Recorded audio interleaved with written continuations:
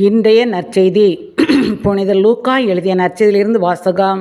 அதிகாரம் 23, இறைவார்த்தைகள் 35 முதல் 43 முடிய. இயேசு சிலுவையில் தொங்கிக் கொண்டிருப்பதை மக்கள் பார்த்து கொண்டு நின்றார்கள். ஆட்சியாளர்கள் பிறரை விடுவித்தான், இவன் கடவுளின் மெசியாவும் தேர்ந்தெடுக்கப்பட்டவனுமானால் தன்னையே விடுவித்து கொள்ளட்டும் என்று கேலி செய்தார்கள். படைவீரர் அவரிடம் வந்து புளித்த திராட்சரசத்தை கொடுத்து, நீ யூதர்களின் அரசனானால் உன்னை காப்பாற்றிக்கொள் என்று எள்ளி நகையாடினர். இவன் யூதரின் அரசன் என்று அவரது சிலுவையின் மேல் எழுதி வைக்கப்பட்டிருந்தது.